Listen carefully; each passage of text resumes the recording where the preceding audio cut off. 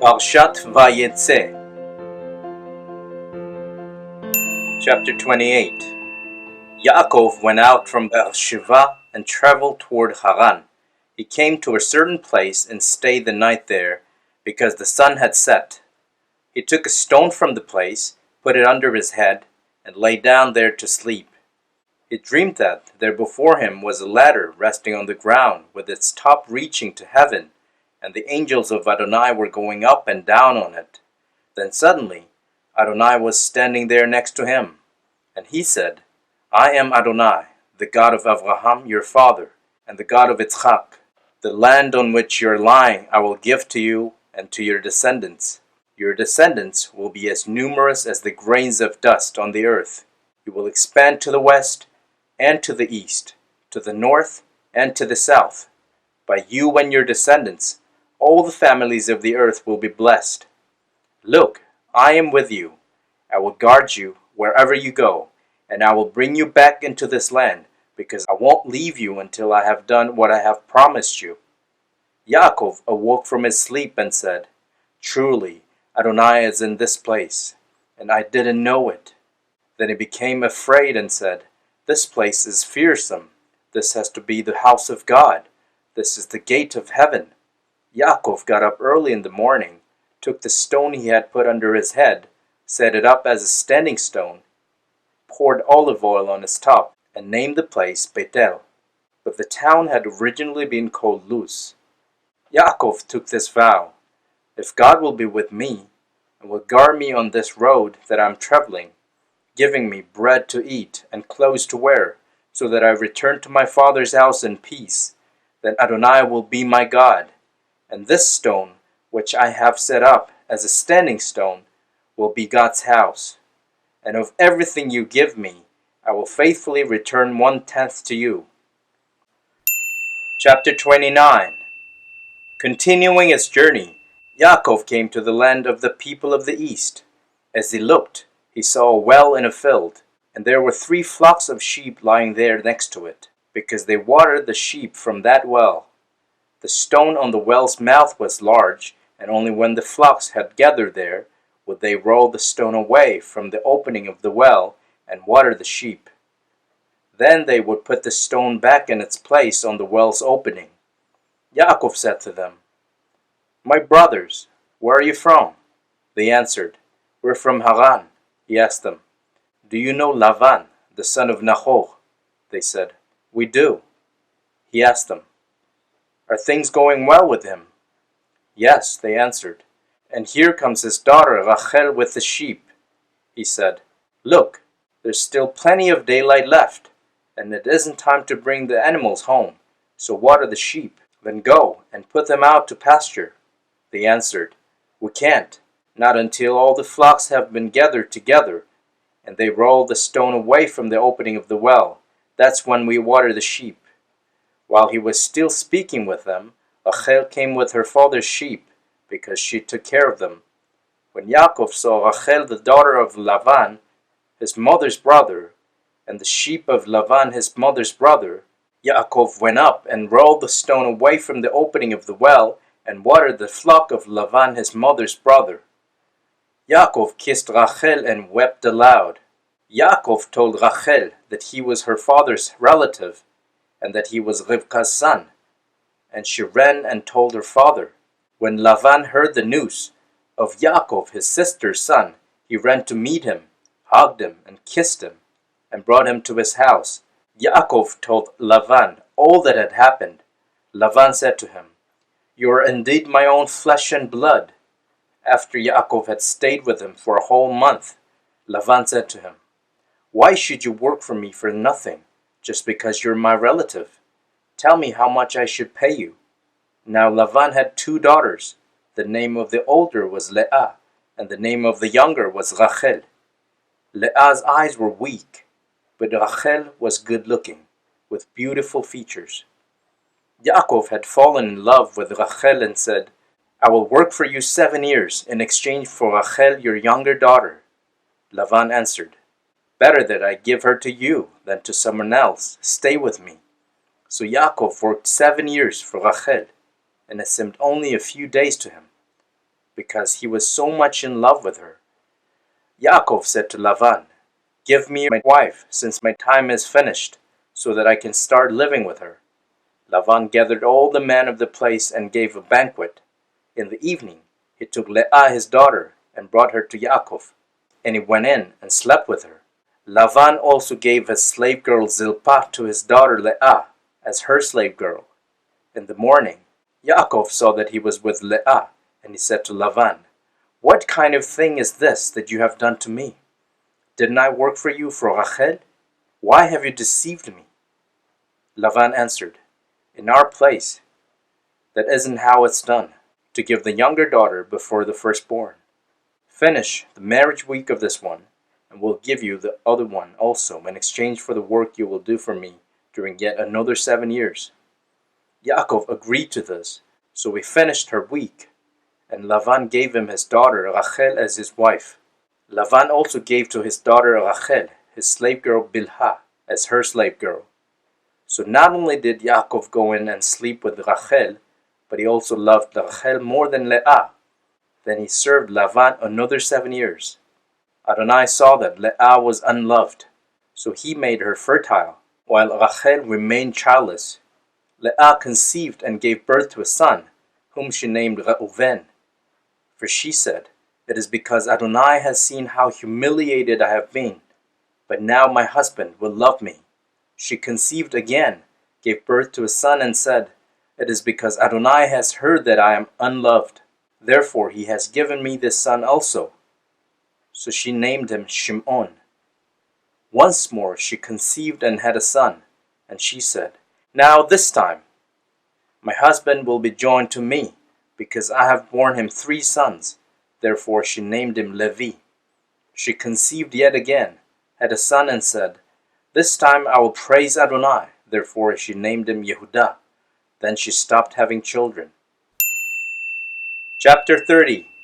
When Rachel saw that she was not bearing children for Yaakov, she envied her sister and said to Yaakov, "Give me children, or I will die." This made Yaakov angry at Rachel. He answered, "Am I in God's place? He's the one who's denying you children." She said, "Here's my maid Bilhah. Go sleep with her, and let her give birth to a child that will be laid on my knees, so that through her I too can build a family." So she gave him Bilhah, her slave girl, as his wife, and Yaakov went in and slept with her. Bilhah conceived and bore Yaakov a son. Rachel said, "God has judged in my favor. Indeed, he has heard me and given me a son." Therefore she called him Dan. Bilhah, Rachel's slave girl, conceived again and bore Yaakov a second son. Rachel said, "I have wrestled mightily with my sister and won," and called him Naphtali. When Leah saw that she had stopped having children, she took Zilpah, her slave girl, and gave her to Yaakov as his wife. Zilpah, Leah's slave girl, bore Yaakov a son. And Leah said, "Good fortune has come," calling him Gad. Zilpah, Leah's slave girl, bore Yaakov a second son. And Leah said, "How happy I am! Women will say I am happy," and called him Asher. During the wheat harvest season, Reuven went and found mandrakes in the field and brought them to his mother Leah. Rachel said to Leah, "Please give me some of your son's mandrakes, so that I can be fertile." She answered, "Isn't it enough that you have taken away my husband? Do you have to take my son's mandrakes too?" Rachel said, "Very well. In exchange for your son's mandrakes, sleep with him tonight." When Yaakov came in from the field in the evening, Leah went out to meet him and said, "You have to come and sleep with me, because I have hired you with my son's mandrakes." So Yaakov slept with her that night. God listened to Leah, and she conceived and bore Yaakov a 5th son. Leah said, "God has given me my hire, because I gave my slave girl to my husband." So she called him Issachar. Leah conceived again and bore a 6th son to Yaakov. Leah said, "God has given me a wonderful gift. Now at last my husband will live with me, since I have borne him 6 sons." And she called him Zevulun. After this, she gave birth to a daughter and named her Dinah. Then God took note of Rachel, heeded her prayer, and made her fertile. She conceived, had a son, and said, God has taken away my disgrace. She called him Yosef, saying, May Adonai add to me another son. After Rachel had given birth to Yosef, Yaakov said to Lavan, Send me on my way, so that I can return to my own place, to my own country. Let me take my wives, for whom I have served you, and my children, and let me go. You know very well how faithfully I have served you. Lavan answered him, If you regard me favorably, then please listen. I have observed the signs that Adonai has blessed me on account of you. Name your wages, he said. I will pay them. Yaakov replied, You know how faithfully I have served you, and how your livestock have prospered under my care. The few you had before I came increased substantially. Adonai has blessed you wherever I went. But now, when will I provide for my own household? Lavan said, What should I give you? Nothing, answered Yaakov. Just do this one thing for me. Once more I will pasture your flock and take care of it. I will also go through the flock and pick out every speckled, spotted, or brown sheep, and every speckled or spotted goat. These and their offspring will be my wages, and I will let my integrity stand as witness against me in the future. When you come to look over the animals constituting my wages, every goat that isn't speckled or spotted, and every sheep that isn't brown will count as stolen by me. Lavan replied, As you have said, so be it. That day, Lavan removed the male goats that were streaked or spotted, and all the female goats that were speckled or spotted, every one with white on it, and all the brown sheep. Turned them over to his sons, and put 3 days' distance between himself and Yaakov. Yaakov fed the rest of Lavan's flocks. Yaakov took fresh-cut branches from poplar, almond, and plane trees, and made white streaks on them by peeling off the bark. Then he set the rods he had peeled upright in the watering troughs, so that the animals would see them when they came to drink. And since they bred when they came to drink, the animals mated inside of the rods and gave birth to streaked, speckled, and spotted young. Yaakov divided the lambs and had the animals mate with the streaked and the brown in the flock of Lavan. He also kept his own livestock separate and did not have them mix with Lavan's flock. Whenever the hardier animals came into heat, Yaakov would set up the rods in the watering troughs, so that the animals would see them and conceive in front of them. But it didn't set up the rods in front of the weaker animals. Thus the more feeble were Lavan's, and the stronger Yaakov's. In this way the man became very rich, and had large flocks, along with male and female slaves, camels and donkeys. Chapter 31. But then he heard what Lavan's sons were saying. Yaakov has taken away everything that our father once had. It's from what used to belong to our father that he has gotten so rich. He also saw that Lavan regarded him differently than before. Adonai said to Yaakov, Return to the land of your ancestors, to your kinsmen. I will be with you. So Yaakov sent for Rachel and Leah, and had them come to the field where his flock was.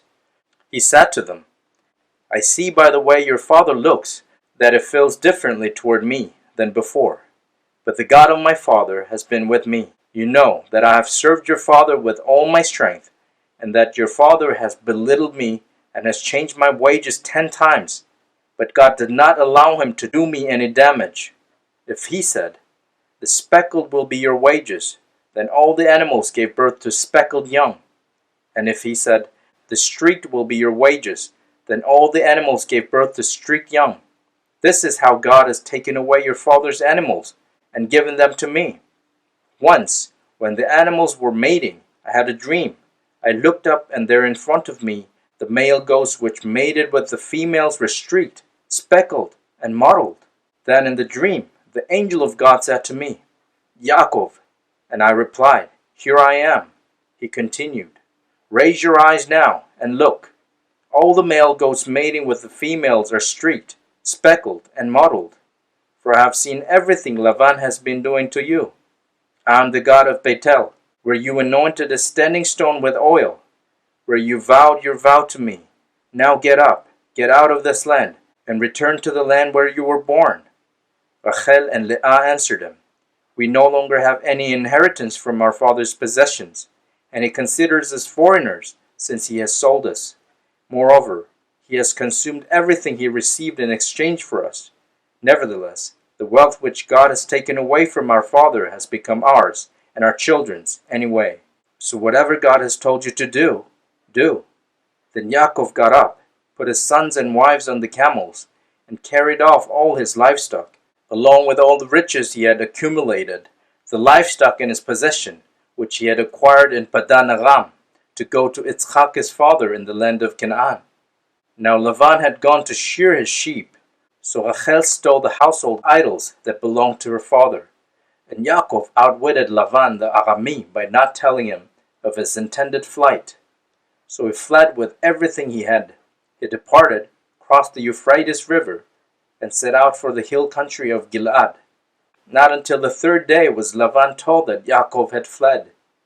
Lavan took his kinsmen with him, and spent the next 7 days pursuing Yaakov, overtaking him in the hill country of Gilad. But God came to Lavan the Arami in a dream that night, and said to him, "Be careful that you don't say anything to Yaakov, either good or bad." When Lavan caught up with Yaakov, Yaakov had set up camp in the hill country. So Lavan and his kinsmen set up camp in the hill country of Gilad. Lavan said to Yaakov, "What do you mean by deceiving me and carrying off my daughters as if they were captives taken in war? Why did you flee in secret and deceive me and not tell me? I would have sent you off with joy and singing to the music of tambourines and lyres. You didn't even let me kiss my sons and daughters goodbye. What a stupid thing to do. I have it in my power to do you harm, but the God of your father spoke to me last night and said, 'Be careful that you don't say anything to Yaakov, either good or bad.' Granted that you had to leave, because you longed so deeply for your father's house. But why did you steal my gods?" Yaakov answered Lavan, "Because I was afraid. I said, 'Suppose you take your daughters away from me by force. But if you find your gods with someone, that person will not remain alive. So with our kinsmen to witness, if you spot anything that I have, which belongs to you, take it back.'" Yaakov did not know that Rachel had stolen them. Lavan went into Yaakov's tent, then into Leah's tent, and into the tent of 2 slave girls, but he did not find them. He left Leah's tent and entered Rachel's tent.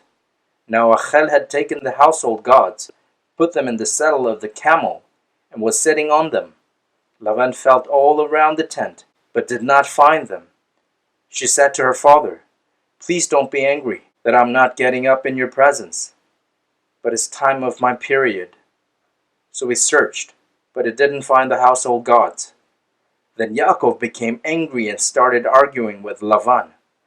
"What have I done wrong?" he demanded. "What is my offense that you have come after me in hot pursuit? You have felt around in all my stuff, but what have you found of all your household goods? Put it here, in front of my kinsmen and yours, so that they can render judgment between the two of us. I have been with you for these 20 years. Your female sheep and goats haven't aborted their young, and I haven't eaten the male animals in your flocks.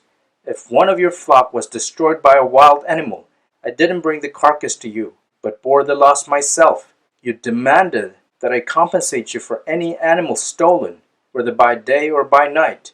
Here's how it was for me. During the day, thirst consumed me, and at night the cold. My sleep fled from my eyes. These 20 years I've been in your house. I served you 14 years for your 2 daughters, and 6 years for your flock, and you changed my wages 10 times. If the God of my father, the God of Abraham, the one whom Yitzchak fears, had not been on my side, by now you would certainly have already sent me away with nothing. God has seen how distressed I've been and how hard I've worked. And last night he passed judgment in my favor." Lavan answered Yaakov, "The daughters are mine, the children are mine, the flocks are mine, and everything you see is mine. But what can I do today about these daughters of mine, or the children they have borne? So now, come, let's make a covenant, I and you, and let it stand as a testimony between me and you." Yaakov took a stone and set it upright as a standing stone. Then Yaakov said to his kinsmen, "Gather some stones." And they took stones, made a pile of them, and ate there by the pile of stones. Lavan called it Yagach Sahaduta, while Yaakov called it Galed. Lavan said, "This pile witnesses between me and you today. This is why it is called Galed, and also Hamitzpah, because he said, 'May Adonai watch between me and you when we are apart from each other. If you cause pain to my daughters, or if you take wives in addition to my daughters, then, even if no one is there with us, still God is witness between me and you.'" Lavan also said to Yaakov, "Here is this pile, and here is this standing stone, which I have set up between me and you. May this pile be a witness, and may the standing stone be a witness, that I will not pass beyond this pile to you, and you will not pass beyond this pile, and this standing stone to me, to cause harm. May the God of Abraham, and also the God of Nahor, the God of their father, judge between us." But Yaakov swore by the one his father Yitzchak feared.